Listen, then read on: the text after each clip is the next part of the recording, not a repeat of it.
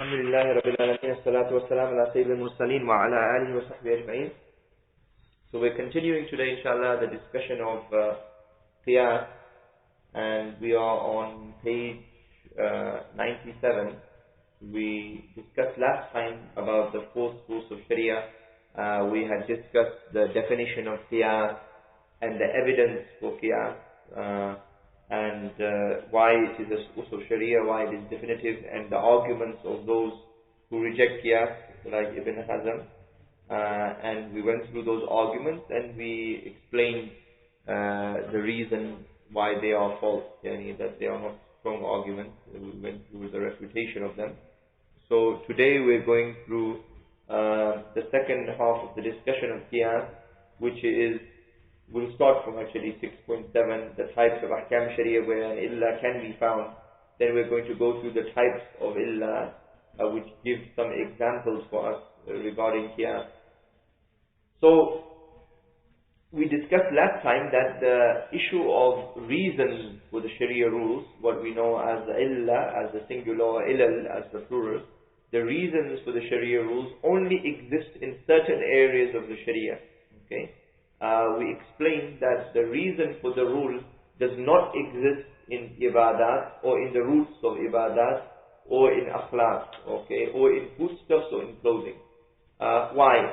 We discussed last time there are two main reasons we can understand as to why that is. Number one, we don't find in the text of those matters a reason, okay, and we discussed the only valid reason is the Shari'i reason, the Shari'i illa, i.e.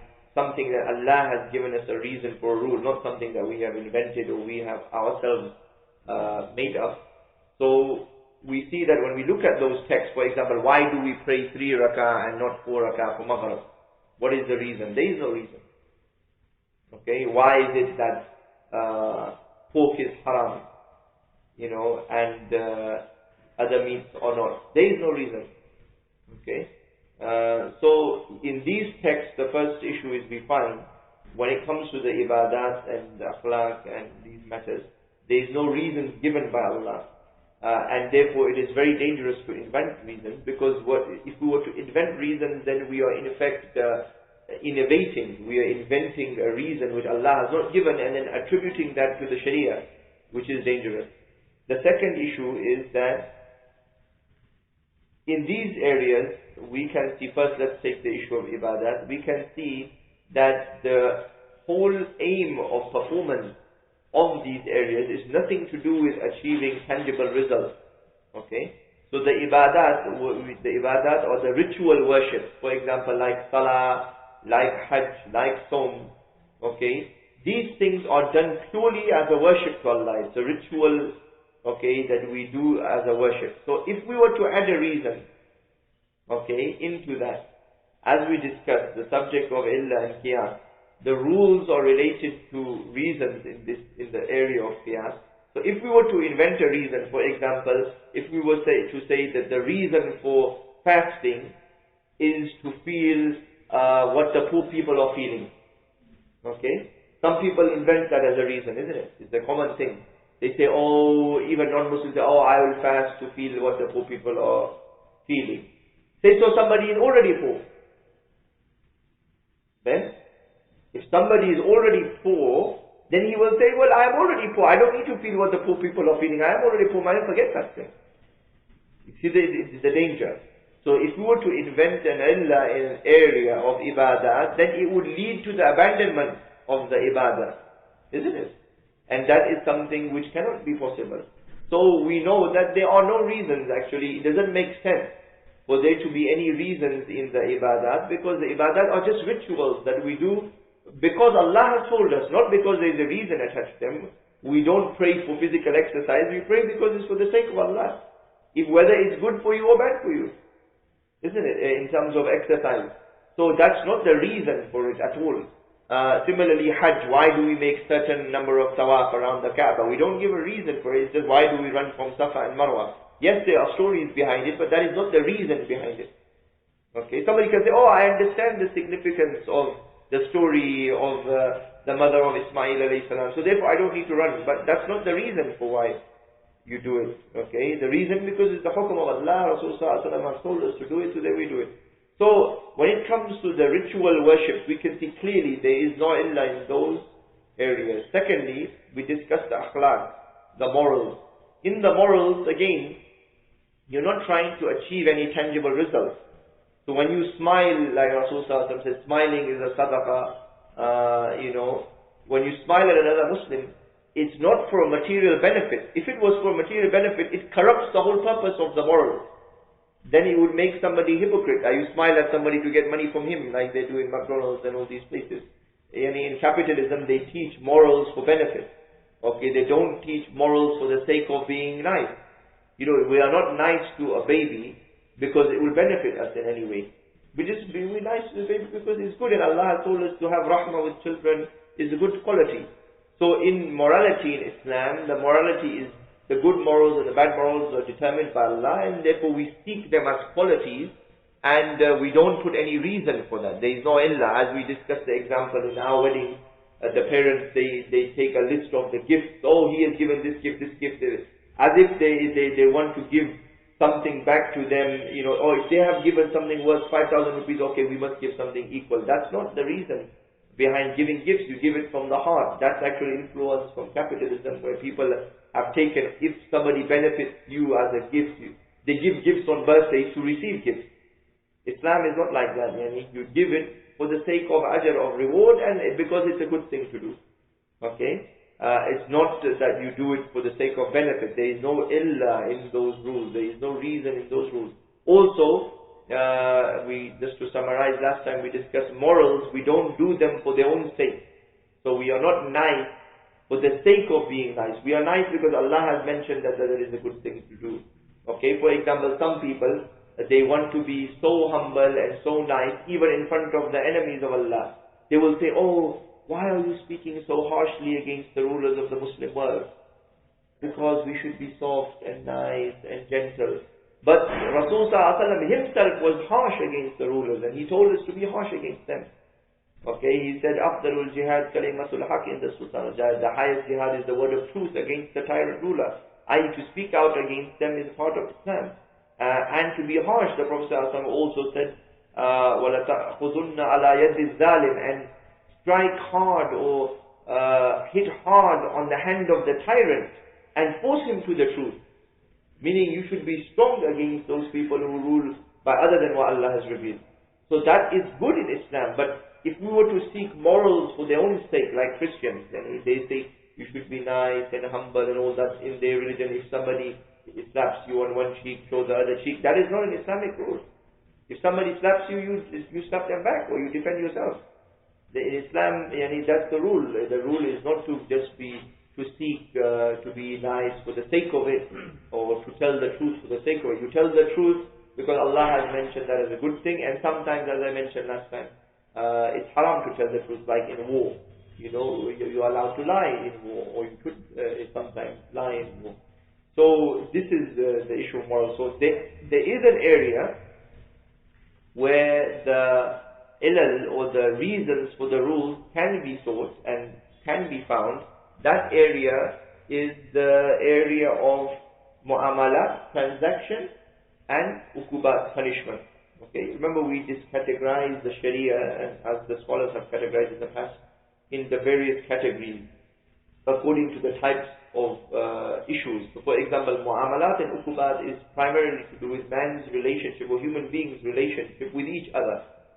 So our transaction, for example, just to give examples, marriage, divorce, inheritance, trade, appointment of a Khalifa, ruling by Islam, punishment, okay, judiciary, the rules of testimonies, the rules of wills, the rules of wasiyah, the rules of, all of these are all mu'amalat. Okay, and by far that is the biggest area of Ahkam Sharia, because mu'amalat are to do with transactions and punishments, which are hundreds and thousands of issues. Isn't it? Because the rules of medicine, of going to the doctor, the rules of teaching, the rules of doing, amr al-ma'ruf wa nahy al-munkar, in the sense of in implementing Islam, okay, and removing the munkar in society. There are many things. So this is to do with relationship between people. Okay. So So now in these areas, there is possibility where we can have the illa, the reason. Okay? The possibility is why? Because these areas, the punishments and transactions, are to do with achievement of result. Okay? So for example, if we take the ayah here on page 97, كَيْ لَا يَكُونُ دَوْلَةً بَيْنَ الْأَغْنِيَاءِ مِنْكُمْ, so that the booty does not become a commodity only between the rich amongst you. Allah Azza wa Jal here, He's talking about the distribution of the spoils of war. Okay, so distribution of wealth in society. So He's given a reason here, that so it does not become a circuit only amongst the wealthy. We can understand that when it comes to distribution of wealth, when it comes to economics, there are tangible results we are seeking. Allah has told us to seek those things. For example, the elimination of poverty. Okay? So in the area of economics, you're trying to achieve something, and therefore it's possible that the rules have come with reasons. So like the rule of distribution of wealth here, that don't give it only to in the case of the Prophet, the spoils of war should not be given to the Ansar, the people of Medina, because they already have money. Allah has given a reason here. Give it to the Muhajirin, because so it doesn't become circuit amongst the few. So Allah is giving a reason that we must circulate wealth in society. It should not be only amongst a certain element, an elite. It should be distributed in the whole society. And Muhajirin, or the people of Makkah, they came without money, so therefore it should be given to them. So it's possible in this area, we can see why it's possible, that you are achieving tangible results in these rules, okay? Or it's a possibility, therefore, that there can be an illah. However, it doesn't necessarily mean that in all of those rules that you're going to have a reason. So for example, why is riba haram? Why is riba haram? There is no reason. وَحَلَّ اللَّهُ بَيْءَ وَحَرَمَ الرِّبَا. Allah has permitted trade and forbidden riba. That's it. There is no reason. There is not a reason. We can see that there is something in mu'amalat, in uqubat. You can see the consequence of the rule, but it is not the same as the reason for the rule. Okay? We have to be careful. The consequence of the rule, for example, the consequence of having a riba-free economy is that you will have less exploitation, you will have a sense of fairness in society. A riba is a very unfair system where when you lend money, somebody will use that money to do business, and if they profit, you will profit. If they lose, you will profit as well. You still demand the money, even if they lose. So it's a very unfair thing. You exploiting in Islam alone is seen as an ethical thing. You give somebody a loan for an ethical reason, i.e. for the sake of ajr, reward, to be good to the person. So if he profits, okay, you are not going to profit, okay, because you're just getting back your own money. And if he loses, okay, then here again, you're not going to exploit him by saying, I want more money. You just the same amount you demand, right? So in Islam, if you want to profit from someone, then the model is investment. Mudaraba, mufawada, you give them money, they profit, you profit. They lose, you lose, because you're partners. Partnership, okay, is the method. So you can understand the consequence of riba in society is destructive. Okay, you can see the negative consequences. Doesn't mean that is the reason for its prohibition. It's prohibited by Allah, khalas. It's prohibited, that's it. Okay, so we have to be careful. For example, marrying 4 wives, or the permissibility of marrying more than 1 wife. We can see, and the scholars of Islam have discussed, the consequences of that is that eliminates many problems in society. For example, there are women who are widows. Generally in humanity also there are more women than men. Okay, we see that women are widowed. Why? Because men fight in war, in jihad, and so on, and therefore more men in an Islamic society will die than women. Okay, it is more likely that the men will die more. And therefore, we have a lot of women who are widowed, they are without husbands, they have been divorced, etc., whatever it is. Therefore, who's going to look after those women? Okay? In an Islamic society, it is almost, you have the concept of almost absolute marriage, i.e. most of the women in society are married. Okay, apart from the young, most of the women, the widows, the ones who have been divorced before, everyone in Islam in the time of the Tabi'in, virtually every woman is married. Okay? So it solves the problem, i.e. the permissibility of marrying more than one wife solves many problems. Okay. Also, there are some men, as we can see, it is an objective fact in history. Some men, one woman does not satisfy them. Okay. You see, throughout history, polygamy has always been there in all societies. And today, when they forbid it, like in the West, or like legally when they forbid it, it still exists in the form of adultery. So the issue is Islam has solved that problem through marriage, instead of it being done in a haram way, in an evil way, without any repercussions, i.e. zina illegally doesn't have repercussions. Whereas if you put it within the frame of the Sharia, it controls it, it puts it within law, and therefore it is ahkam to regulate it. So we can see that marriage, i.e. the ahkam of marriage in Islam, solves many problems, but that is not the reason. Okay? It is not the illah, it is what we call the consequence of the rule, not the illah of the rule. Okay? So please close the door, because people will walk past them. Okay. So here we have to make the distinction, it is very important, the consequence of the ahkam and the reason for the rule. Okay, the reasons for the rule are different. For example, if we were to say the reason for marrying more than one wife was that, okay, that there's more men than women in the world, so more women than men in the world, that it solves problems. If we were to attribute that as the illah, then what we can do, people will apply the opposite. Okay, in some societies there is more men, like in India, there are more men than women because of infanticide. Okay, therefore women should be allowed more than one husband.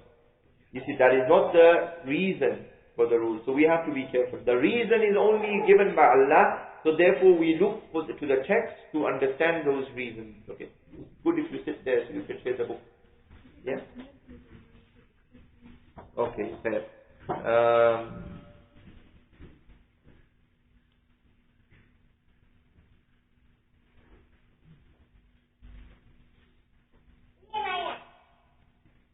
Okay. So here now we're going into the next section, which is page 97, which is the types of illah. Okay. So this area, of course, it needs some background knowledge of what we have studied so far. Okay, so that you will appreciate it. There are 4 different types of reasons or types of illah. Okay, legal reasons or reasons that we see in the text of Islam, okay, or 4 ways that we can understand the reason from the text, okay. The first way, which we're going to go through each of them, the first is the clearest and the easiest to understand, which is what we call sarahatan, which refers to the explicit. Sarih means the explicit or the open, the explicit indication of the text.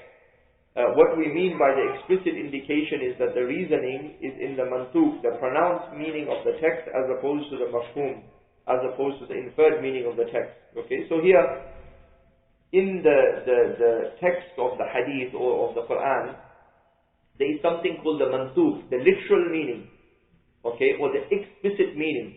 But then there is, even in any language actually, this principle applies to any language. In English and in Arabic and in any language, it will do the same thing. There is something explicit in a statement, then there is something what we call the inferred or the implied meaning. Okay, something which is, it is implied by that, right? So it is not necessarily the explicit. Sometimes the mafhum is more important than the mantuq. Okay, so for example, if you make a statement to someone and say, okay, I'll see you in 2 minutes. Okay, or I'll bring you back in 2 minutes. It's not literal. Yeah, or give me 2 seconds. Okay, 1, 2 seconds is already gone. Okay, this is the mafhum is more important in this case, because the meaning is, okay, I'll call you quickly. Okay, or I'll be there quickly. It doesn't mean literally, isn't it? So the mafhum is there. But if somebody stuck to the mantuq, the literal meaning there, it will be 2 seconds. They will measure it and say, oh, 2 seconds is gone, isn't it? So there is a difference in the language of mafhum and mantuq. Here, when we look at the mantuq, okay, or the literal pronounced meaning, we find in many texts, we do find there is an illah, okay, which is given in the actual pronounced meaning of the ayah or the hadith. And this is the easiest one to identify, because actually there in the literal text of the hadith or the ayah. So for example, there are certain expressions in the Arabic language like min ajal. There are many others like kayla, many others. The scholars have mentioned the Arabic terms which indicate the expression or which indicate the illah. Okay, so that is there, and we're going to give some examples on the next page. Like for example, min ajal means because of, okay, or in order to, and it is an explicit indication of causality and not something that is inferred or derived from the text. So we're giving two examples here. The example of the hadith which says, indeed permission has been made obligatory because of, okay, min ajal, the sight, because of the sight. So here the reason is explicitly pronounced in the text by saying because of. What do we mean permission? Permission means asking permission to enter upon another person's house. Okay, so here the illah is given explicitly in the text. So you can't just walk into somebody else's house. You have to ask, okay, to enter, unless the door is already open, as an example, because they themselves are letting you in. But if the door is closed, you can't just walk in like there's a custom here. Neighbors just walk into each other's houses, relatives just walk in. That is haram in Islam. It is not allowed to do that. You have to ask permission to enter your funaf, and ask permission, because the Prophet has mentioned here the illah, the reason, because of the sight. You may see something, okay, of something of the aura of the woman who she is uncovered, okay, as an example, right? Now here the illah, somebody may say, okay, but how can you make qiyas upon this? It's just saying the reason, it's just giving you the reason for the rule. How would it be applied to other situations? So, for example, if you are now with a woman alone, okay, so Rasul Sallallahu Alaihi Wasallam said, if two of you are alone, the third is shaitan. Okay, so if I am with a woman alone in a glass room in a hospital where everyone can see me, but I am alone, okay, now the hadith does not apply because of this hadith, because of the illah here, that something becomes private by what we extract here. Something becomes private because of the seeing or the ability to see. So if you cannot see, okay, if you cannot see, then that is khalwa. So if I'm in a room alone with a woman and nobody can see me, then that is seclusion. Because nobody can see you, nobody can see what's going on. However, if everyone can see, then we are not in seclusion. We are public, even though we may be alone physically, but everyone around us can see us, and therefore we're not alone, and therefore they don't need permission to enter upon us, and therefore it's allowed. Okay? So here, this is an example, of application of the illah. Okay? It's qiyas, and these are examples of derivation from the illah. Yeah? So, sometimes the illah is explicit, okay, as is the example of this hadith. Or the example earlier of the ayah we have already mentioned. Here we're giving you examples. The ayah we mentioned to prepare seeds of war so that you can strike fear. Allah has mentioned the expression in the language. So that you can strike fear into the hearts of the enemy. So here Allah is giving a reason. You prepare forces, seeds of war to strike fear. So the reason is important, not the example mentioned. Yeah. So we went through that. There is another example we give of a hadith of this type of illah, the sarih, or the explicit illah. We see it, if there are three of you, two should not whisper to each other in front of the third because of, so here it's used the same expression, min ajal, because that will upset him. Okay? So it is giving the illah of the rule. Okay? So for example, if two of us are whispering to each other and there is another brother sitting there, it will upset him. Okay, so the Prophet has prohibited that. Now, how do you derive other rules from there? It is qiyas.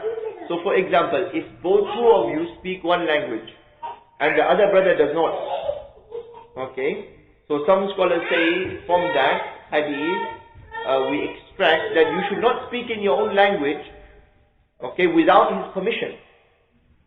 Okay, without his permission.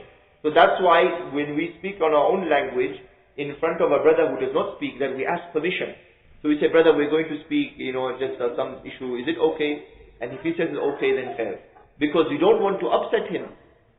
Yeah? Say so we're just speaking your own language together and he's sitting there, doesn't know what's going on. Maybe he thinks you're speaking about him, or all sorts of things can come to the mind.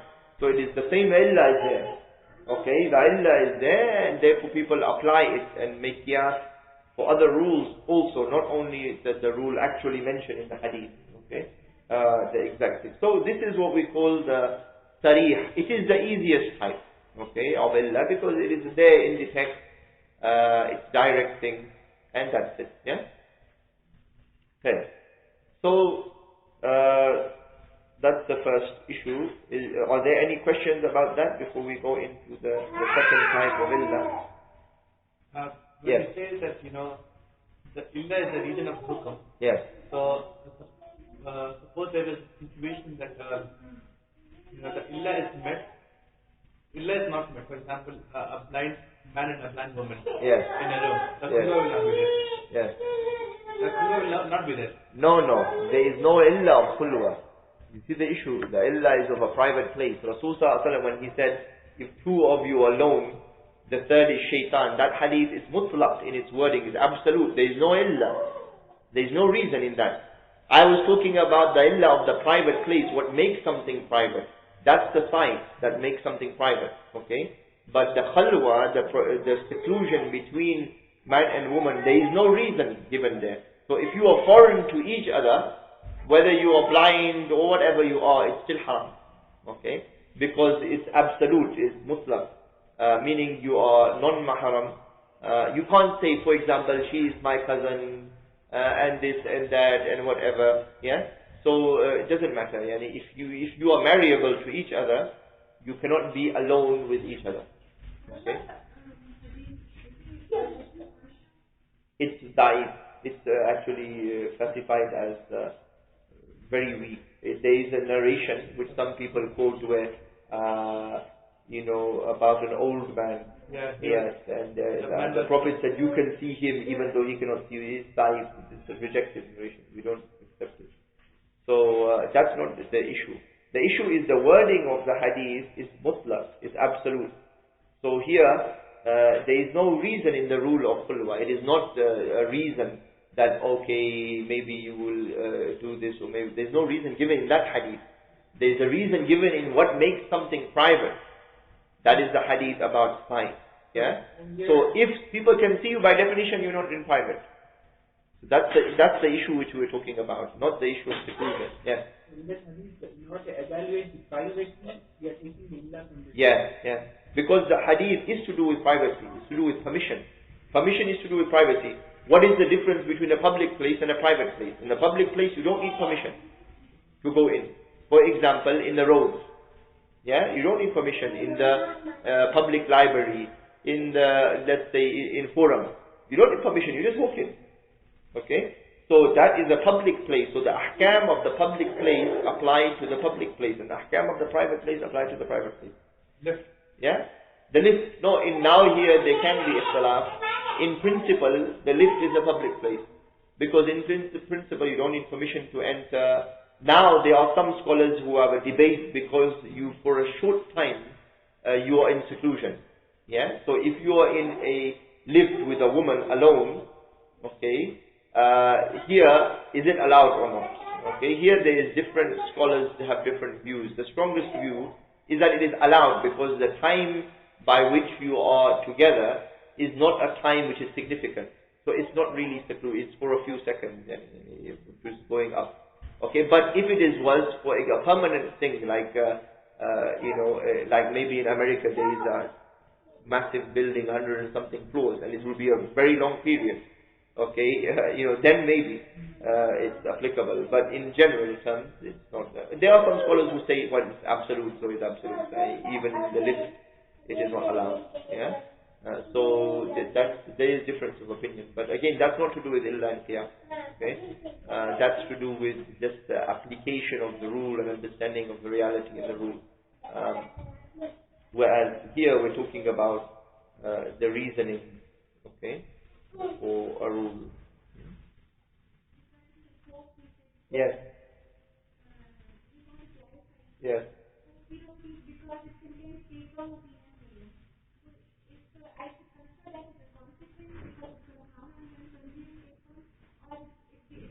It is not a reason nor a consequence. In the area of foodstuffs, in the area of ibadat, in the area of morals and in clothing, we don't look at this. First of all, there can be no reason with them. So Allah has permitted maita, dead meat, that which is slaughtered by other than the name of Allah, and pork in the ayah of Quran. And He hasn't given any reason. So pork is haram, full stop. It's very dangerous what people are doing in the modern day, because they're trying to defend Islam against non-Muslims.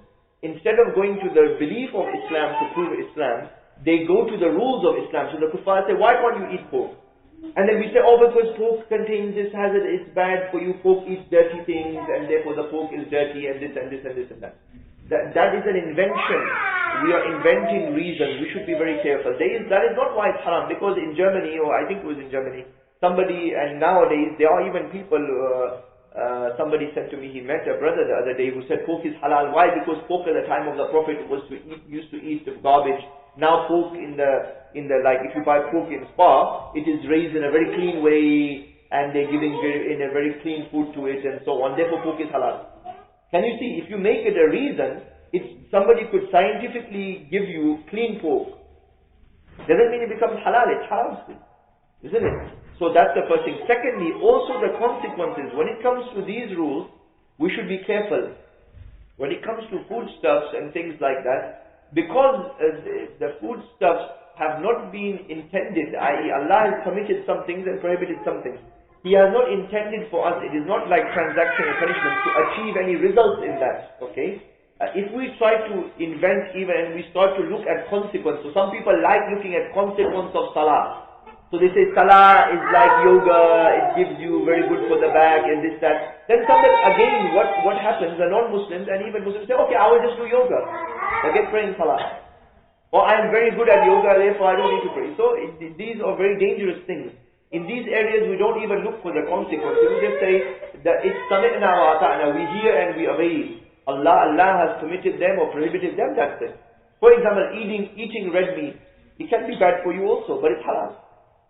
Okay? It can be bad for your health, it can be whatever, but so what? It's halal. So we don't like eating sugary food. It can be bad to the teeth. Doesn't mean it's haram. So there's no illah here. We don't make a reason, or nor do we look at the consequences in these areas. We look in the other areas where Allah has intended for there to be a consequence. For example, Allah has intended that when somebody marries, that the aim of marriage He has given, it doesn't mean it's a reason, but He has given the hukm of marriage. He said it's muwadda wa rahmah, to have mercy and love. So the ahkam of marriage, when we look at them, we see that they are designed to lead to mercy and love. Okay, and therefore when we look at that, we see the consequence of the Islamic rules is it leads to that. Right? So that's fine, looking at the consequences when it comes to that context, because that's to do with relationship where there's a tangible result source. Okay? So, but in other areas we don't look at it. Okay?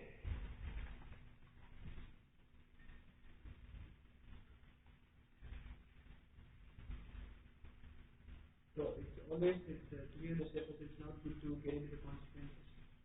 No, we can get into consequences in muamalat and ukubat. So there is nothing wrong with us saying, let us look at the Islamic economic system and how it eliminates poverty versus capitalism and communism. Why? Because Allah has intended the Islamic economic system to eliminate poverty. That is the whole part of the aim of the economic system of Islam. Therefore, there is no problem in that. But, okay, in the areas which I mentioned earlier, like we don't look at the comparative, let us look at how good salah is for the body compared to how good worshipping in a church is for the body. You don't do that comparative. Because those rules are not intended to achieve tangible results in the world. They're to do with ibadah to Allah, that's it. Okay? We can say, let us look at the Islamic ahkam of marriage versus the Western model of marriage. and see how Islam leads to tranquility and mercy, and the Western model of marriage doesn't. That's fine, because the Islamic the rules of marriage are intended to achieve results. Okay, and therefore we can compare in that area. We can say, let us look at the Islamic. Allah, for example, He says in the law of qisas, in the law of murder, if somebody murders someone, there is life for you. There is life. In the law of death, there is life. I.e., when somebody murders, you kill the murderer. There is life for you, meaning when you kill someone, it is a deterrent for those who want to kill. Right? So Allah Himself, in punishment system, we can say, let us look at the Islamic punishment system versus the Western punishment system, and see how Islamic punishment system leads to the elimination of crime and the deterrent to crime, so people become scared of crime, and it works to remove crime. And the Western punishment system, is not as good as that. Okay, we can do that because the Islamic punishment system intends to do that. Allah intends for the crime to be eliminated in society. Whereas we cannot say, let us compare the rules of what is halal and haram in Islam, in food, and in Christianity, and the consequences of both, because there is no intention of achieving results here. If something is simply prohibited and permitted in foodstuffs, this is because Allah has permitted and prohibited halal. There is no reason or consequence intended in foodstuffs or in rituals. Yeah? So we have to be careful in that. Yes. Yes. Yes. Yes. Yes. Yes. How about consequence of riba? You see the consequence of riba. Yes. Yes, so now good. Here we're not looking at the illah of riba. It is permitted to look at the consequence. Why? Because riba, the prohibition of riba is part of a whole system, okay, of the economy in Islam. Right? So we can look at the whole system as a whole and the objective of that system, not the illah of individual rules. The objective of the economic system of Islam, one of those objectives is the circulation of wealth. One of them, is that hoarding of wealth is prohibited, so that is stopped in society. Okay, so there are certain things that Islamic economic system intends to achieve. So when we look at riba, we look at it as part of that overall system. Okay. Similarly, marriage. There is an objective in Islam regarding the issue of marriage and the ahkam of marriage, and it solves many problems in society. So therefore, but it doesn't necessarily mean all the rules of marriage have an illah, have a reason. So when we look at for example, the permissibility of marrying more than one, there is no illah. But the consequence of applying that rule is allowed to look at. Because the Islamic social system has come to deal with the problems related to men and women and to resolve those problems.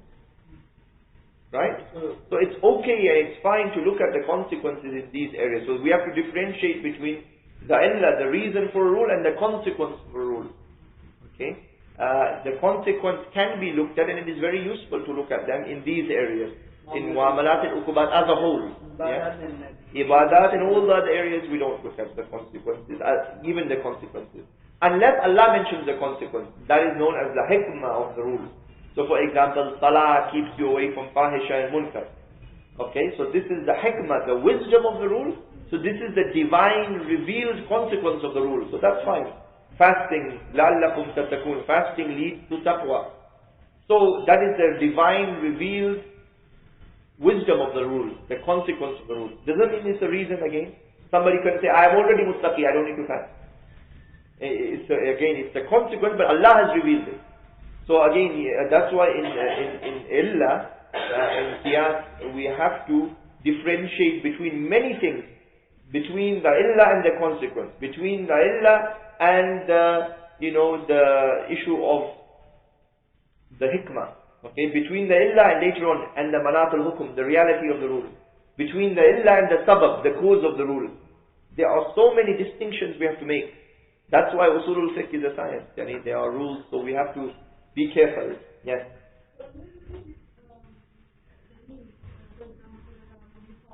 Yes. Yes. Yes, yes, yes. Yes, yes. Just speak to him and see. Okay, here he's added now. Right, now I can see. Okay.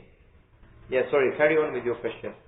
Yes, so basically, it's something to ask in English. Yeah. We cannot distinguish what the with what the consequence Yeah. is meant. Yeah. So it's something of ulama and scholars. Yeah. They're the only ones in a position to know. Well, I would say someone who knows the language and the principles. It's not necessarily somebody to be a mujtahid that he is able to distinguish between the two things. You can hear, yeah? Okay, I will carry on. Okay, so it's not necessarily for someone to be a mujtahid that he is able to distinguish. There are rules to distinguish between what is an illah and what is a hikmah, and there are detailed rules. When we talk about the conditions of an illah, okay, somebody can study them and understand them and be able to distinguish between them. So for example, it must be something, the attribute of the illah must be something real and must be something continuous. There are many things, there are many conditions for the illah which the ulama look at to distinguish something and to distinguish something between the hikmah and the illah. So if somebody knows those rules, okay, even you can study those rules and then you will be able to distinguish. If you look at where it says لَعَلَّكُمْ تَتَّقُونَ, that is a hikmah and not an illah, you will be able to understand that. So it's not necessary that somebody is a mujtahid, but they would just simply need to understand the text, some aspects of Arabic language and the actual conditions of the illah. Okay? Do you have any example of Ismael? Yes, there is illah in muamalat. For example, the ayah of Quran which talks about the issue of the khimar for the women, okay, that when they wear the Islamic dress code, so that they are not harassed. Okay, it mentions in the ayah, in the later part of the ayah, so that, but that is not the illah. That is the hikmah. That is the hikmah of the rule. So that the women, when they wear the Islamic dress code, okay, so that they are not harassed. This is Allah has revealed that as the wisdom of the law. But it is not the reason. Say so, for example, for a Muslim woman to wear hijab in a kufr society like in India, maybe she will be more harassed than the woman who wears sari. Doesn't mean that she shouldn't wear it. Right? It is not the illah. It is the wisdom. So it happens, yeah. It also in muamalat, that's an example. Muamalat is to do with the relationship, the woman's relationship with wider society. Yeah. Okay. Any other questions? We are on page 98 of the Understanding Usul book. Before we go into the other types of illah, maybe just to make a distinction here, because in the book we have not done it, the distinction between the sabab and the illah, this also must be understood. And in some books, like when we see the books in the marketplace on this subject, they always confuse between the two terms, and that is not a correct thing, and that leads to more confusion. There is something known as the sabab of the rule, the cause of the rule, and that is different to the illah of the rule, the reason of the rule. For example, the sabab of the beginning of Ramadan is the sighting of the moon. Okay? The cause for the application of the rule. So the sabab of Maghrib is the position of the sun in the sky. The sabab for Fajr is the position of the sun. These are the sabab. The sabab or the asbab in plural. The sabab is the cause, i.e. when should you apply the rule? Okay, when should you apply the rule? Okay, not the illah of the rule, not the reason for the rule. Some people, they confuse the two things. So they say, oh, the sabab for, okay, they mix the illah, okay, and the sabab together. So they say the illah for Ramadan is the sighting of the moon. No, that's wrong. That's not the reason why we're fasting, because the moon is sighted. That's why we're fasting. No, that's simply the condition, the sabab that Allah has revealed when we begin fasting is when the moon is sighted. Yeah? It is the, cause, it's best to say the cause of application of the rule. The reason why we pray Maghrib, is not because of the sun. That's not the reason for the rule. That is the cause, i.e. when the sun comes in the sky at that time, then Allah has told us to apply the rule. You apply the rule to pray Maghrib at the time. Yes? So this is the sabab. Whereas the illah is the reason for the rule. When it's applicable, why? Yes, why? The reason is why. Okay? So the reason Rasulullah ﷺ gave the spoils of war to the Muhajirin and not the Ansar, the reason is because the Ansar have already got money. And that he wants to circulate the wealth in society. This is the reason. Okay? The reason why we do not enter upon someone without asking is because we maybe see them in a state of where the aura is exposed. Okay? This is the reason for the rule. Okay? The sabab for war. No, actually the sabab sabab for war, okay, there is a sabab for war. This is a deeper discussion. The sabab for jihad is kufr. The existence of kufr in the world is the sabab, the cause of the rule of jihad. Okay? Because if there was no kufr in the world, the rule of jihad is finished. If everywhere was under Islam, then the rule of jihad is finished. So the sabab, the cause that leads to the application of the hukum of jihad is the existence of kufr. Now the different types of jihad, jihad dafa is when you are attacked. So that is the sabab of the rule now. When you are attacked, you defend. No, it's not reason. It's not the reason. We have to, that's why we have to be technical. That's why it's a science. It's a science, like in medicine, like in any science. We are very technical to differentiate. We don't generalize. Reason is illah. Sabab is cause. Okay, in English, okay, maybe they're interchangeable terms, but in Arabic they're different. We have to distinguish between them. It is the illah is the illah, and that's why we prefer to use the Arabic terms. The illah is the illah, sabab is the sabab. Okay, so the sabab of the existence of kufr is the cause of jihad talab, the offensive war, because that's when the Khalifa of the Muslims would launch an offensive war. Okay. Why? Because he wants to liberate those people. First he asks them to live under Islam. If they do not, then there is no war. Okay? Then he asks them to pay the jizya and live under authority. Fine. If they accept, then there is no war. Then if they continue, then we apply the rule. Okay? So, the reason for jihad, there is no illah. It's ibadah. Jihad is part of the rules of ibadah. So, why do you make jihad? It's ibadah to Allah. So why does someone, a mujahid, fight in war? It's a worship to Allah. You don't fight for the sake of material benefit. Although part of the rule is achieving tangible results, but that is not the reason. Okay? So here again, it's a bit technical, and we have to differentiate between matters. Yes, sabab is there in most of the ahkam sharia, because ahkam sharia, you apply them at particular times, particular instances, so they have asbab, they have causes of application, but that doesn't mean there is illah. Yeah. So like for the sabab of needing to make ghusl is the state of janaba. That is the sabab of the need to make ghusl, as an example. So asbab exist in all the areas. Yeah, but the illah only exists in certain areas. Yeah, no, I am just raising it now, so because it can lead to confusion if we don't clarify it now. Because when we go into, and especially if you read the current books which exist around about Usul-ul-Fiqh, sometimes it is confusing. They use the terms interchangeably, which should not be there really. Yeah. Yes.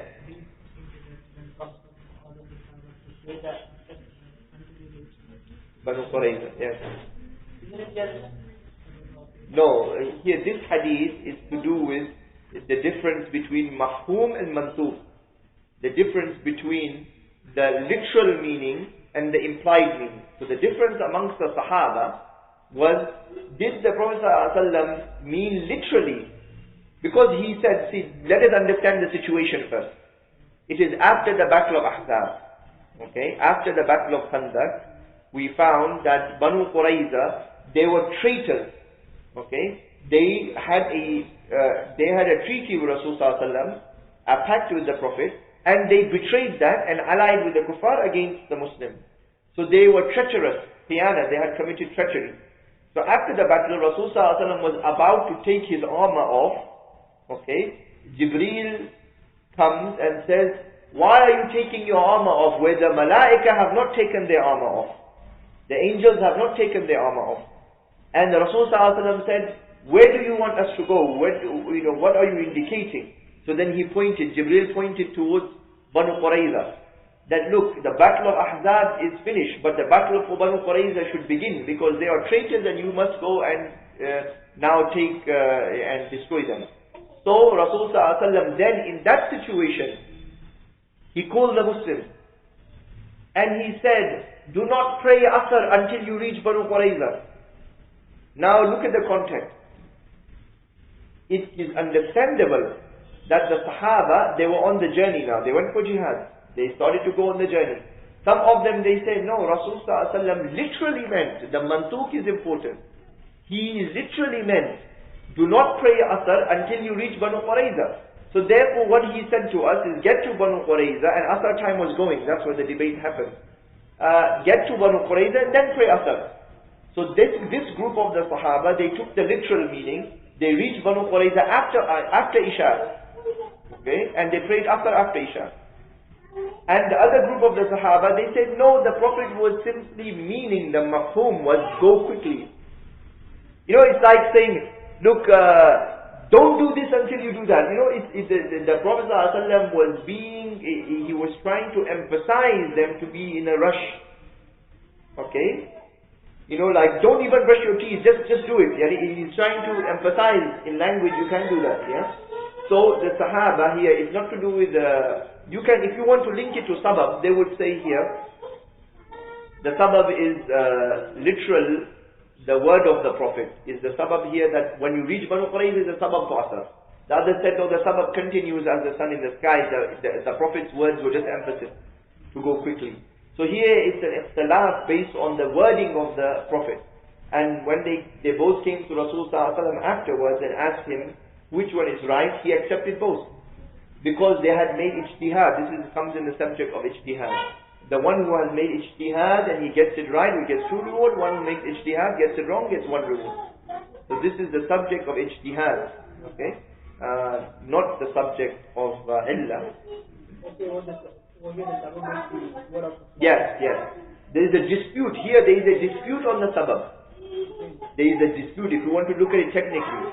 There is a dispute on the sabab. The Sahaba, one group are saying the sabab which is mentioned in the Quran, which is to do with the time and mentioned by the Prophet, the sabab of the position of the sun in the sky for Asr should be applied. The other one saying, no, the word of the Prophet now is the sabab for this particular Asr on this day, which is reaching Banu Qurayza. Until we reach, we will not pray. Yeah? Okay? Okay, we will continue, I think, on to the other forms of the illah. Let us go into the second form of illah is the dalalatan, okay, the illah which is implicit, i.e. it is when the text mentions an attribute which rationally has a link to the hukum it has mentioned. This link it is not uttered but understood from the text. For example, Rasulullah ﷺ said, on the grazing sheep, zakah is payable. Okay? So here we can understand this as the implicit illah. Okay? That when we can understand when the Prophet is saying something, remember it's in the area of muamalat or subat, he is saying something and there is a rational link between what he's saying and the hukum. Okay? This is an implicit illah then. So when the Prophet said, the grazing sheep, zakah is payable. Okay? So the ones who do not graze, okay, in the meaning of the grazing is the grazing in the public pastures, the public areas. Okay? On these sheep there is zakah payable. So we can understand that these sheep are grazing in public property, which is the property of the ummah. Okay? So the pastures, i.e. the open land, which are the property of the ummah managed by the state, when the sheep is grazing on them, like we have here, sometimes sheep is grazing in the road. There is grass there, the sheep is grazing. Okay? In the public areas, there is zakah. Why? Because we can understand that they are eating from the property of the ummah, and therefore it makes sense that we should give the zakah back to the ummah because of that. Okay? So when there is a link between, of course in these areas there can be ikhtilaf, as we have mentioned before, that when here there's an implicit illah, there's an implicit link, okay, between what is mentioned and the reality. Okay? Similarly, another hadith which we can see, the saliva of the cat is not impure. Actually the translation given here is not the best translation, because in the Arabic it doesn't say because, but says the saliva of the cat is not impure. It is constantly around you. So here the Prophet ﷺ has mentioned that the saliva of the cat is not najasa. Okay? And he has mentioned that it is because it is around you. Okay? Now here the wording of the hadith is not explicitly giving the illah. Okay? It is just mentioning that the domesticated, maybe a better translation would be, the saliva of the domesticated cat is not impure. That is a better translation. Yes. Okay? Because it is informative here. It is not a reason given in the hadith. So here, when we understand that there is a link between the saliva of the domesticated cat not being najasa and the one which is the wild cat not being najasa. Why? Because the wild cat, it eats from any food. It eats from the food which is pure and impure. Whereas in Islam, you can only give the domesticated cat halal food, by the way. You can't buy haram food and give it to your cat. Buying haram food is haram. Okay? So the cat eats from your food, i.e. you give it halal food only. So therefore the saliva of the cat here, we can understand the link. There is a link between the attribute given and the reality of the hukum. That the domesticated cat, we can understand its saliva is pure. Why? Because it eats from your food, and the one which is not domesticated, its saliva is najasa. Why? Because it eats from the wild anything. Okay, which can be najasa also. So this is the example of the implicit illah in the text. Yes. No, it is not a good translation. Actually, that's why I'm saying, because if you look at the Arabic, it doesn't mention any of the terms. It just mentions it is around you, it is domesticated. A better translation would be, the saliva of the domesticated cat is not impure.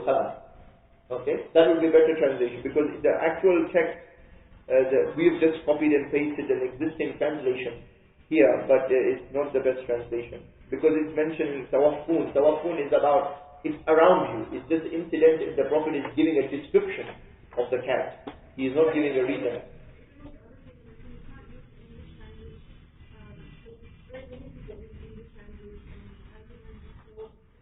Yeah, of course. That's why ijtihad, that's why deriving those is in the Arabic language. It is not in English.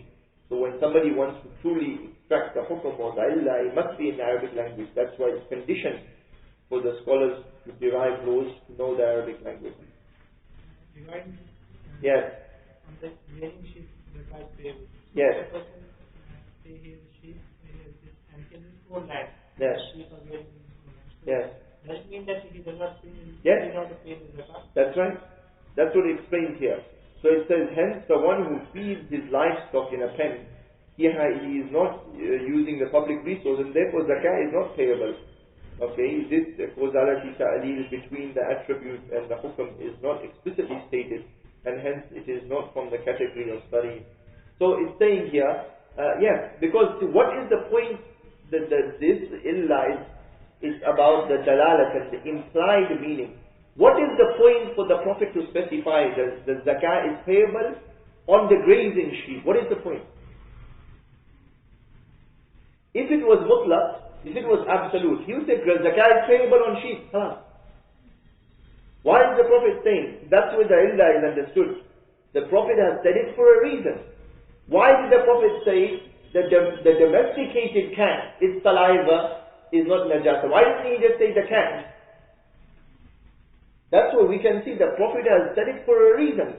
And that reason is implied. Okay? That there is a link between that reason, we can understand it. It is an implied, it is from the mafhum of the hadith. It is from the implied meaning of the hadith. The implied meaning is, in this case, the public property, in the other case, it is domestication. So that is the reason, the implicit illah. Yes? Can you just tell us what the meaning when the making sheet that I space is variable? Yes. I didn't understand the question. It means that on those types of sheep, you have zakah. Okay? So we know zakah is payable on certain properties, okay, which are owned or what, so the Prophet is specifying a type of livestock also, because there is zakah in livestock also. Livestock meaning cows and sheep and in general, is it that zakah is taken on livestock in general? In general, there's actual detailed rules. We have to look at the rules of zakah. On commodities, generally there is zakah. So if you are treating anything as commodity, okay, it's your business to buy and sell. So for example, even laptops. If I buy and sell laptops or livestock or whatever it is, if I have it for more than 1 year, stock of 100 laptops in my possession, there is zakah. That is property and yes, zakah is payable. But there are special rules I'm not going to go into now. If we look at the book Al-Amwal fi Dawlat al-Khilafah, the funds of the Khilafah state, there is a section of zakah which goes into a lot of detail. The zakah of livestock, and there are a lot of detailed ahkam actually in this area, so we can refer to that. What are the things on which we can apply sabab? Some of the actually this is applicable, but what are the things? Sabab, just to clarify, sabab is a simple thing. Sabab is not something complicated, and it doesn't need even mujtahid. Sabab is simply when do we apply the rule? Okay, so legally speaking, i.e. from the Sharia, when is the rule applicable? Okay, so the rule is applicable of making wudu when you don't have wudu. So the sabab of making wudu is that you don't have wudu. Okay, as an example. The sabab of making ghusl is the state of janaba. The sabab of beginning of Ramadan is the sighting of the moon. The sabab of having to make hajj is not having made hajj. As an example, if you have made hajj, then hajj is no longer obligatory, it is recommended. Okay? So if you have not made hajj, then that's a sabab for you, that is fard for you to make hajj. So it's a simple thing. Sabab is the cause of having to do the rule. Whereas the illah is more complicated. Illah is to do the reason for the rule. Okay? Which sabab comes into picture? Yes. Sometimes people... yes, about this property yes, it's possible, that's why in the illah that exists in the text, it's possible to make qiyas. For example, on the hadith about the domesticated cat, scholars apply to all domesticated animals. Not only the cat is the example. The issue is about domestication. Yes, all domesticated apart from the dogs, because dogs in origin, the saliva is najasa anyway, which is mentioned in text. But for example, if you have a rabbit, okay, your children like rabbits, you have a rabbit, the saliva, if it eats the food which is your own food, then okay. You see the issue. So the domesticated animals who have not been mentioned in text. If they've been mentioned in text that the saliva is najasa, that's already, the text overrides qiyas anyway. Okay, you can't make a qiyas in conflict with the text. Okay.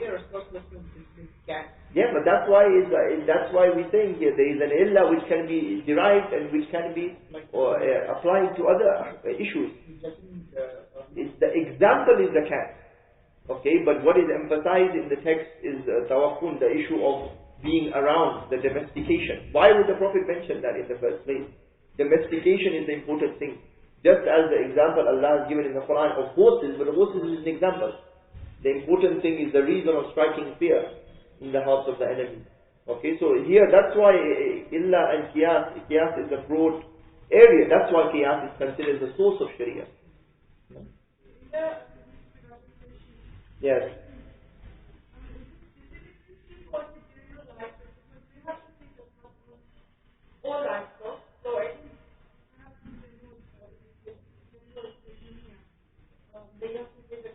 We have to look at, yes, it could be, it's possible the scholars use that to say it's a general for all animals, yes. But the example given is the sheep. Yes, it's possible. That's right. So we have to look at the ahkam of all livestock first. We have to see the other texts about livestock. We can't just use the one text. But yes, it's possible. So that's what the illah is not necessarily stuck to the example. Okay, it can be wider than the example because it's the reason. If it's something similar, i.e., something essentially the same issue, but the reason applies to both situations, then somebody can make qiyas. That's what qiyas is. Qiyas is when you make a commonality between two issues with a shared illah between them. Yeah?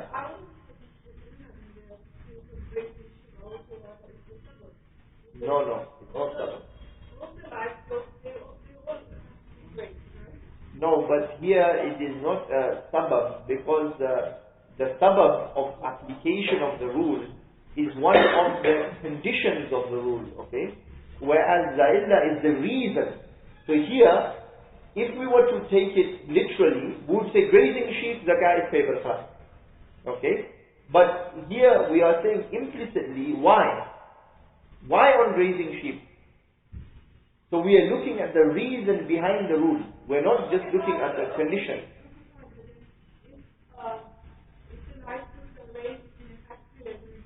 Yes. Yes. Yes. You need qiyas. You need ijtihad. This is the issue. And you will make the ijtihad from this illah which is implicitly taken and applied and derived for that new situation. That's what qiyas is. So that situation would be a situation of qiyas. You see the point? That's why it's not sabab. Sabab is something simple. Sabab is something not to do with the reason. Yes, so that's why qiyas is the source of sharia. That's why from one illah there are many ahkam possible to be expected. Yeah? So yes, that area is a valid issue. We have to look at to see what the ijtihad is. I haven't looked at the example of the ijtihad there. But there will be ijtihad and most likely will be linked to this illah. Yeah?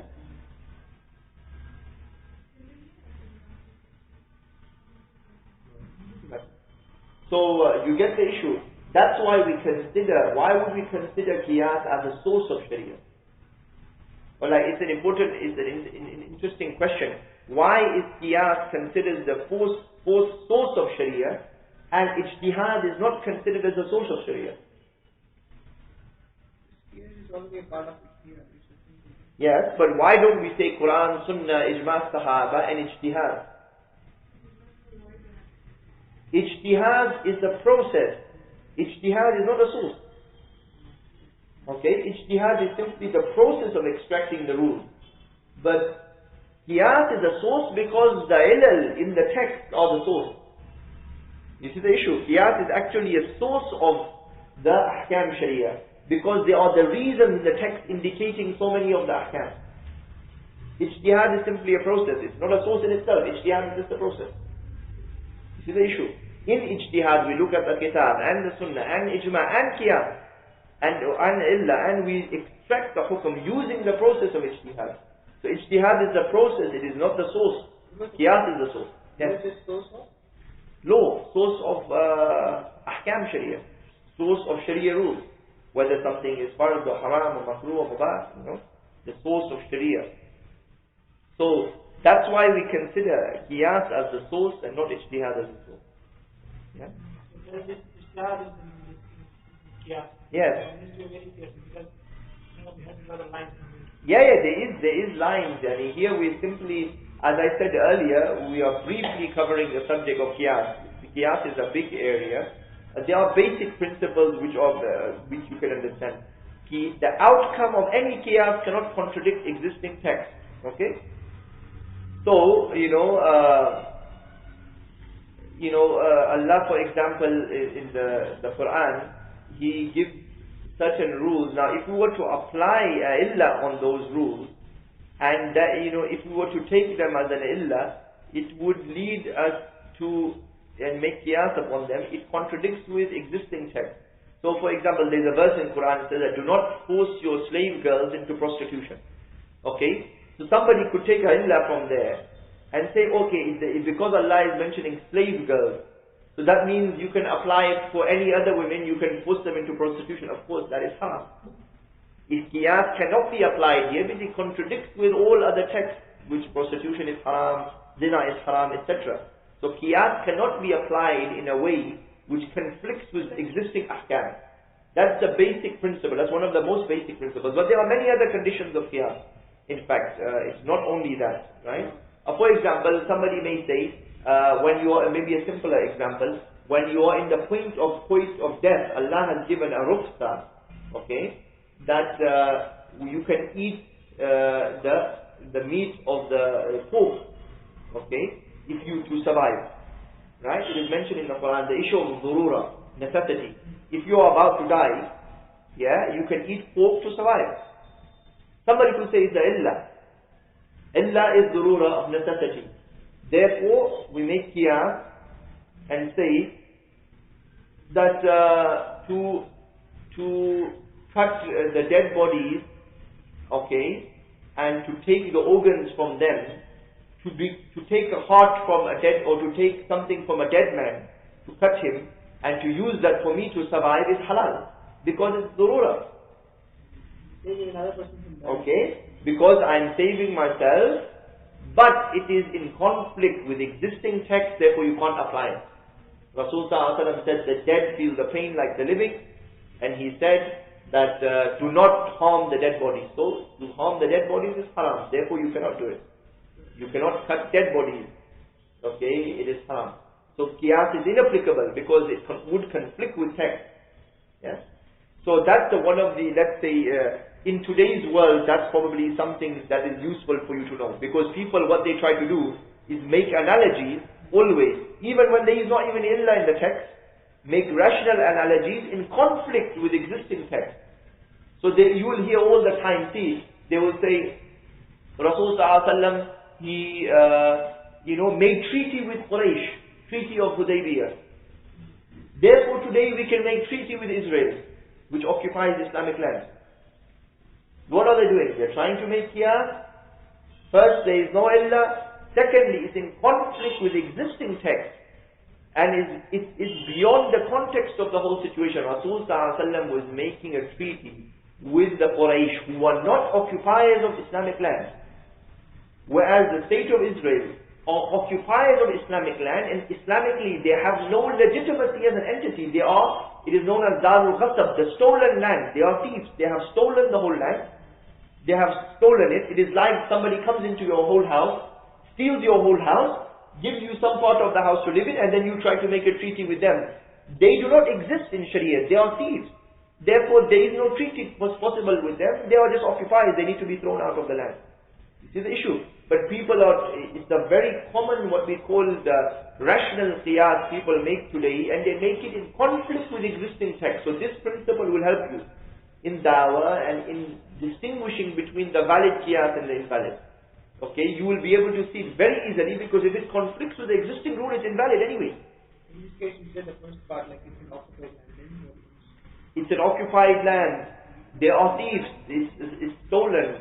And third, the treaty with the occupier is haram in Islam. وَلَا يَجْرِ اللَّهُ لِلْكَافِرِينَ وَالْمُؤْمِنِينَ سَبِيلًا. Allah does not permit the kuffar domination over the believers. You do not allow over our own land for a kafir to occupy it. We cannot have treaty with them, because it's our own land. We need that back. Rasul Sallallahu said the one who takes even a handspan of the land, on Yawm al-Qiyamah he will be encircled by 7 earths. It's mentioned in hadith, meaning he will be encircled from all sides. So even a handspan of Muslim land cannot be occupied. It has to be liberated. Therefore we cannot recognize this occupation. Yeah, therefore you cannot have a treaty to recognize it. So anyway, these are some examples to show that the invalid qiyas that takes place today, the so-called analogies where people are they are effectively abandoning the rules of Qiyas and just making from the mind an opinion. Yeah? Same thing, Kashmir, the same thing. To have a treaty over Kashmir with India is haram. It cannot be done. They are occupiers in the Islamic land. Okay. So we understand that the second type of illah, which is the implicit. Okay. Then there is the illah, the third type is the istimbatan, the illah which is not taken from any explicit prepositions or particles, nor is it from implicit dalala, indication of the uttered expression. Rather, it is inferred from the structure or the scrutiny of one or more texts. So this type, what we call the illah which is derived, okay, it is an extracted illah, and normally it is extracted from more than one text, okay. That we look at a group of texts, and this is the easier way to understand it, and they are all indicating, or it may be even one text is indicating something, but not implicitly or explicitly, but if you look at it, we have to extract it. For example, Rasulullah said, "An-nasu shuraka fi thalatha, al-ma' wal-kula wal-nar."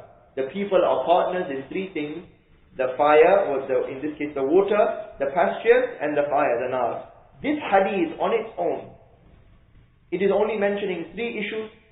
There is no illah in the hadith, and there is no even implicit illah. It's saying that people are partners, i.e. public property.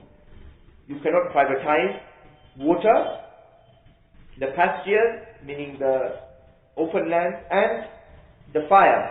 Okay, nar means fuel here, the fire-based fuel like coal, gas, oil. Okay, and the other hadith says, and its price is haram. Now,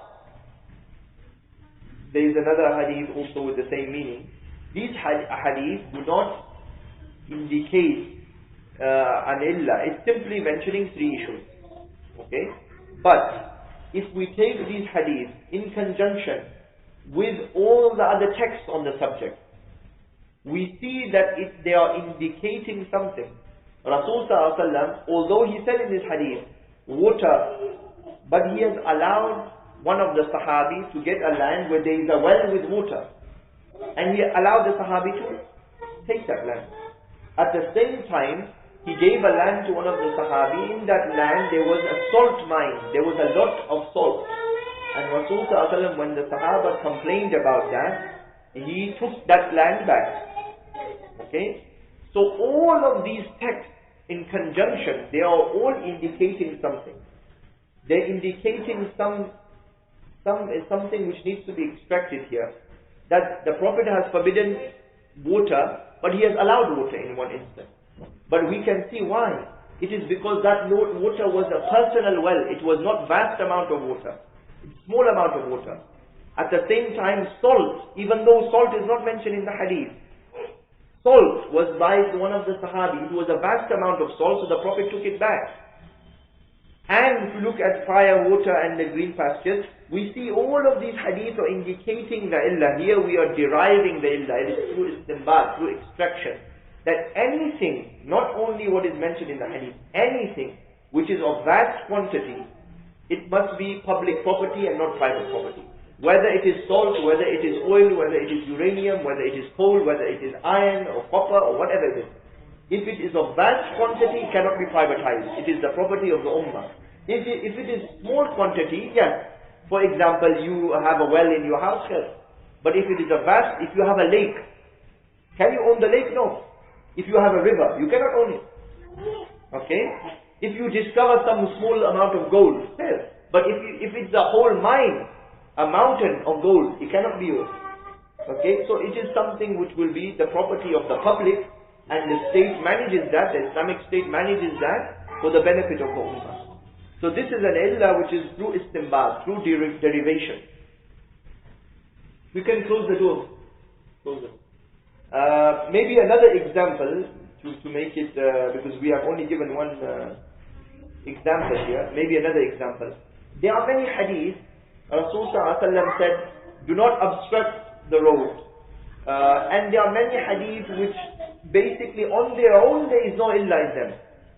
But if you add them all together, we can see there is an illa that the obstruction of the public path is haram. Okay? So there are many things, they're all pointing in that direction. So we derive, the scholars derive the illa that obstructing the public path is haram. Therefore, for example, in an Islamic state, it is allowed for the Khalifa to put a no parking zone. Okay? Why? Because it may lead to obstruction. If there is a place that if you put parking there, he would obstruct the public road, he could put a no parking zone. Okay? Because obstructing the public path is something prohibited. Right? So here this is a derived illah. Okay? It is not something which is by necessarily one text. Okay? It's by many texts grouped together. They are all indicating the illah which is extracted from that. Yeah? So sometimes it can be even concepts. For example, there are many texts which indicate the illah of wakala, of representation. So these are now we're getting more complicated forms of qiyas. For example, Rasulullah he said to one of the Muslims, he gave him 1 dirham, said, go and buy a sheep from the market for me. Okay? So that Muslim went to the market, bought the sheep for 1 dirham. On his way back, someone else said to him, oh, I will offer you 2 dirhams for the sheep. So he sold the sheep for 2 dirhams. He took the 2 dirhams, he went back to the market with 1 dirham, he bought another sheep, came back to Rasulullah and gave him 1 dirham and 1 sheep. Okay?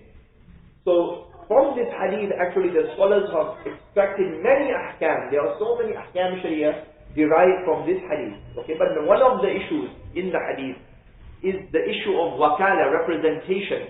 This man was the wakil, the representative of Rasulullah in the contract. Now, the important thing to notice is when he came with the sheep and the other man asked him, I will buy it from you, he did not go and ask the Prophet. He had power of attorney, you can say. He had full representation, full wakala here. He independently sold the sheep, took 2 dirhams, went back, bought another sheep, came back to the Prophet, gave 1 dirham and 1 sheep, and the Prophet consented. So it is consent of Rasulullah. And the Prophet knew that he had come with 1 dirham, obviously has made a transaction and he has come back with 1 dirham. So here this hadith, as well as many other hadith, like the hadith, Rasulullah said to the Sahaba, on the bay'ah of the second stage of Aqaba, he said, bring forward your nuqaba, your representatives. There are many other hadith which indicate the issue of wakala, and that is an illah which scholars make qiyas on now, of representation. For example, now from these evidences, they take the issue that somebody can delegate their own authority to somebody else. So, the Ansar, the leaders, Rasulullah said, bring forward your representatives. So the Ummah has representatives there on behalf of the Ummah. This man was the representative of the Prophet in the contract. What? So the representative of the Prophet in the contract. So this is what we call wakala, representation. Okay? So this is a more complicated, I just got into it just to make you understand. It's an istinbat, through extraction. Okay? This is a illah which has been extracted. Yeah? Fair. Question on the Amjad Bhai, you can also ask if you have.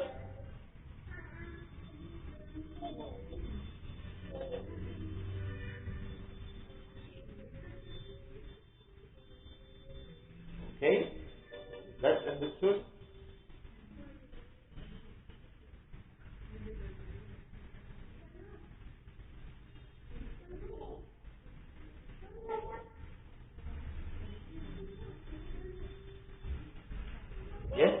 Regarding this interest. Interest. Yeah. Actually, investment. So we'll answer it later on. So it's not related to the subject. But for example, I had a question. The question was related to again riba, but not really. For riba, the hukum is very clear cut that no, not for riba. For contracts which are probabilistic, for example, insurance. Yeah. Okay. So in Islam it is haram. It's not applicable question. I can't answer it here. We have to be focused. It's nothing to do with the subject or anything. Yeah, because now people are using that as a basis on which the illa can be used in other transactions around. It's not that it's the prohibition of insurance. There's nothing to do with it. Yeah. It's simply that there is no text to prove that type of contract. All contracts in Islam are to do with goods and services. There is no contract upon promises. So the contract of insurance is a contract upon a promise to pay. Therefore, it's an invalid contract according to the Sharia, and it's nothing to do with Qiyas. So there is no illa anyway. It's simply just application of existing rules. It's just like we look at all the texts. This is the type of contracts there are, and this doesn't fit into that. That's it. Yeah, it's a different type of contract. Doesn't fit into the Islamic model of contract. Okay. Any questions about the derived illa here? How about having maids in your home?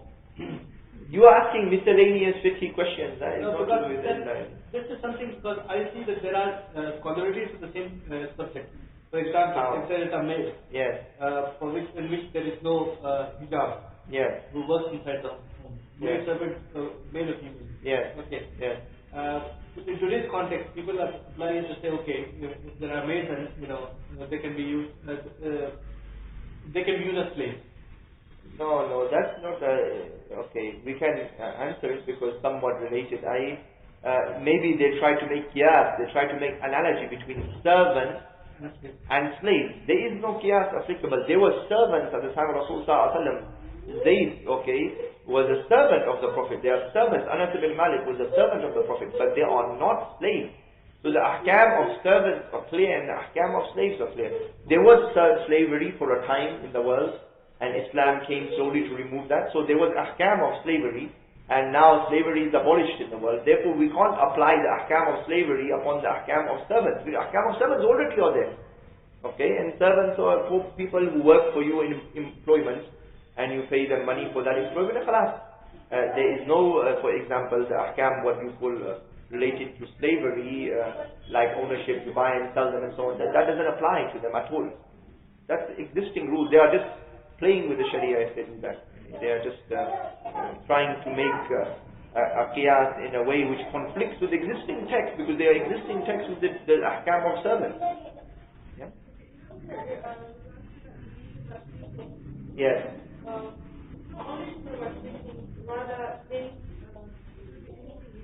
No, it is only talking about teaching. That is why we are putting it in the category of the illa, which is istinbatan, extracted. That hadith only talks about teaching. But all of these hadiths together indicate the illa, not that hadith on its own. That hadith on its own, you cannot say all public property. It is the hadith in conjunction with all the other texts. That's why it's like understanding all of these texts are pointing towards something. So this hadith is saying three things. The other hadith, the Prophet gave water, which is mentioned in the hadith as public, but the Prophet gave a land with a well, to a sahabi, and that well, why did he give it? So again, it's indicating something. He gave a land with salt, it's not mentioned in the hadith, and that salt was vast, so the Prophet took it back from him. So all of these hadiths together, they all indicate the illa, that anything of vast quantity, and these are simply examples of that quantity, of those things. Salt, it can be, the Prophet gave, now it makes it clear, because the Prophet gave the well to the companion, because it's only for personal use. The well is not a lake, it's not a river, it's a small thing. So you can have a well for yourself. Although it's mentioned as water, it's prohibited. Pond, yes. If it is only for your personal well or pond, but it has to be identified. If it is a vast quantity like a lake, then you cannot privately own it. It has to be public. So what? Even if you yourself discover a coal mine, or you are digging and you discover a mine of salt, doesn't mean you can own it. It depends on the nature of the thing. If the thing iron, you discover a massive amount of iron. Yes. Yeah, if it's a personal well, so it has to be identified. Yeah, but that's small. Pond is only like this. I'm talking about a massive lake like in Bhopal, or like in a huge lake, cannot be owned, or a river cannot be owned. If it's something small, it has to be identified. Has to be identified by faqih. It doesn't have to be by a person. The faqih would have to look at whether the issue fits within the category of vast or not, whether it is personal or not. So therefore, there has to be a study of the reality of does the benefit of this thing, is it so big that it precludes private ownership? Okay. So for example, there is a massive lake, a fairly big lake with lots of fish. Can you privately own that? Is it a benefit for you and your family? It may far outreach that. And if it does, then it cannot be owned by you. Yeah? So it has to be understood, the nature of the thing. The nature of the actual, that's what the Prophet, he understood when the Sahaba complained about the salt. He understood it first, what was the reality of it, then he took it back. So he took that land, although he had given the land, but he took it back, because this is, it precludes ownership by the individual. Who draws the line?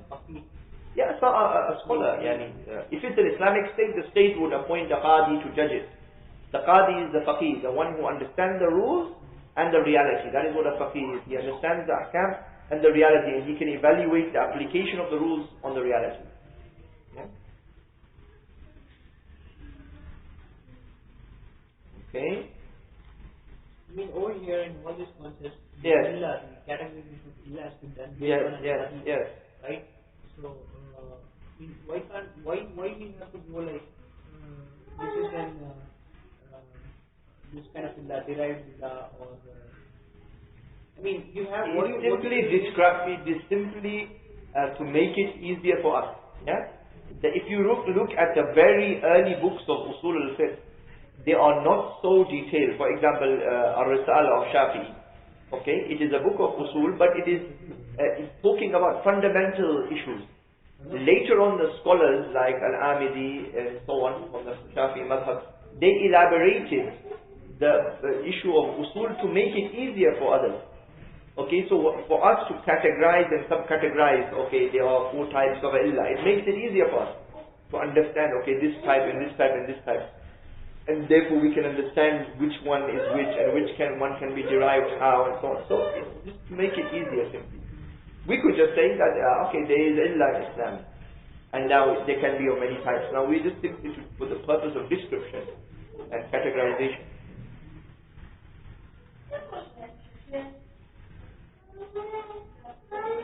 Okay.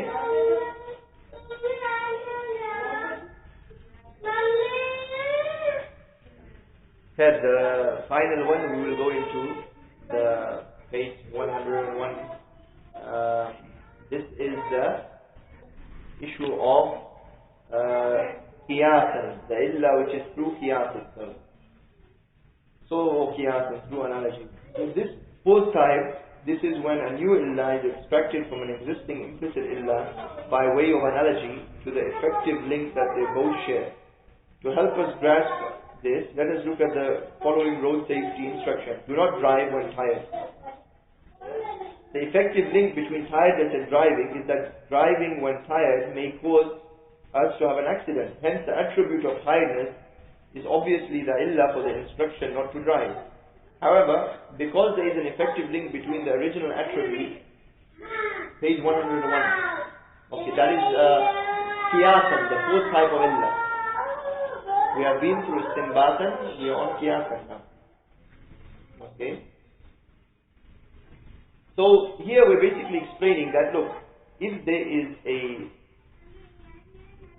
reason or there is an effective link from something implicit in a text, and if we see the effective link of that, okay, that they both share that link, then this is an illa through qiyas, through analogy. So we're giving an example here. don't drive, okay, when tired. Okay, now the link between here is the attribute of tiredness, is the link between not driving and not having an accident. You understand? If you're tired, you will have an accident. So the link is, don't drive when tired because you will have an accident. Obviously, implicitly it's there. Yeah? So here it is through extending and taking it further, you can see it, don't drive when tired. It actually means don't drive in a manner which you're going to have an accident. Right? So here, we can apply it and say don't drive when you're stressed. Don't drive when you're ill.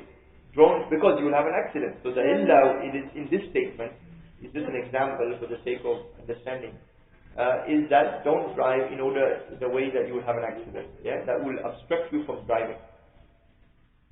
So this can be applied in text also. So for example, the hadith of Abu Dawud, that the hadith which says, La yaqtadi al-qadi, the judge should not judge.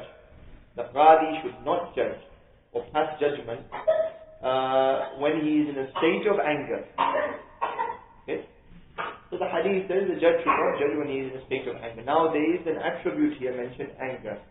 But when we look at the prohibition of judging when angry, we can understand the reason. Okay? It is obstructing the judgment.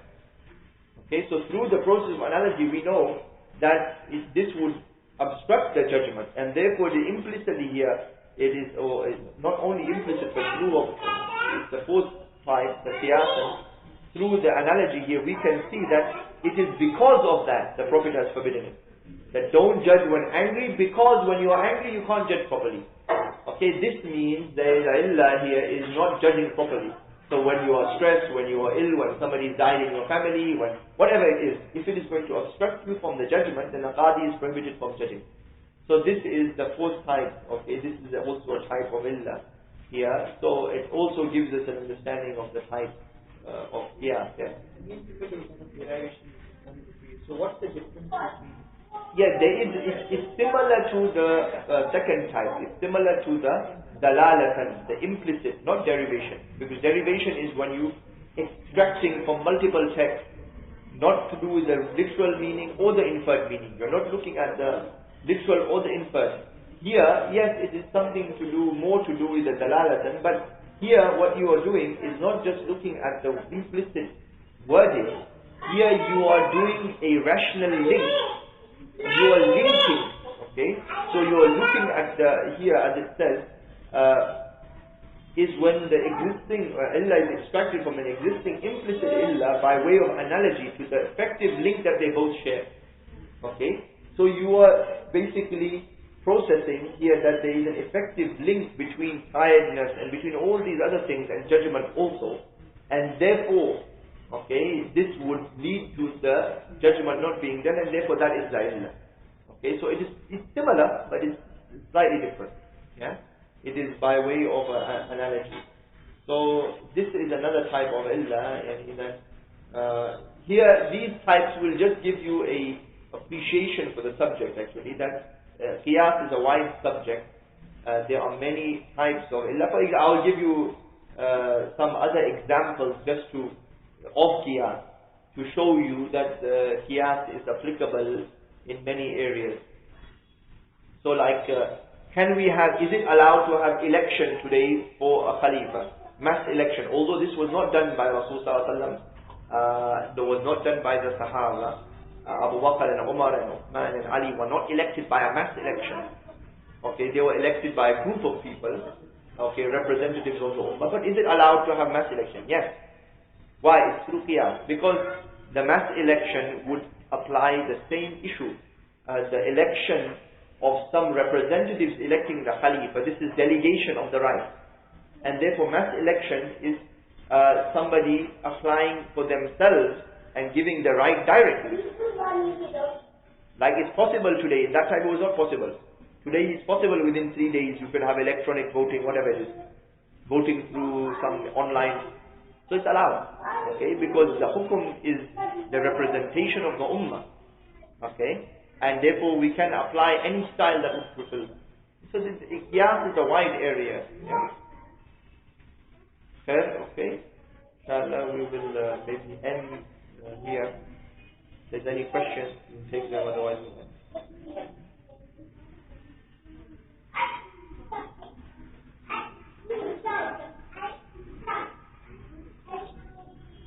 Page is now page 102. 102.